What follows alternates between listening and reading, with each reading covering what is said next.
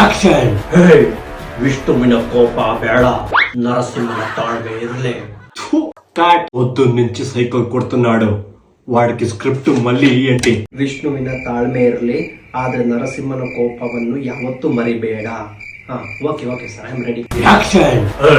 ವಿಷ್ಣುವಿನ ತಾಳ್ಮೆ ಯಾವತ್ತೂ ಮರಿಬೇಡ, ಆದ್ರೆ ನರಸಿಂಹನ ಕೋಪ ಯಾವತ್ತೂ ಇರ್ಲಿ.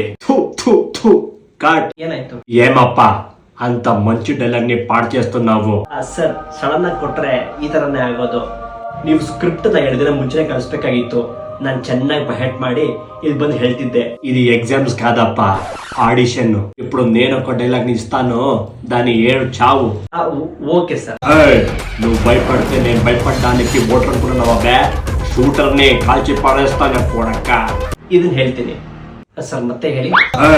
నువ్వు భయపడితే నేను భయపడడానికి ఓటర్ అనుకున్నావా? బే, షూటర్ ని కాల్చి పారేస్తాను కొడక్క. Okay sir. ನೀನು ಭಯ ಬೀಳಿಸಿದ್ರೆ ನಾನು ಭಯ ಬೀಳೋದಕ್ಕೆ, ನೀನು ಭಯ ಬೀಳಿಸಿದ್ರೆ ನಾನು ಭಯ ಬೀಳೋದಕ್ಕೆ I am ready.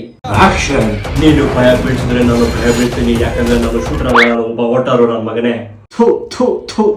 One more sir. ಸರಿ. ನೀನು ಭಯ ಬೀಳಿಸೋ ಅವಶ್ಯಕತೆ ಇಲ್ಲ, ನಾನೇ ಭಯ ಬೀಳ್ತಾ ಇದ್ದೀನಿ, ಯಾಕಂದ್ರೆ ನಾನು ಒಬ್ಬ ಶೂಟರ್ ಅಲ್ಲ, ಒಬ್ಬ ఓటరు ನನ್ನ మగనే. అక్కడ బయట ఉండే నా చెప్పులతో వీడిని కొట్టి తరమేయండి. Next please.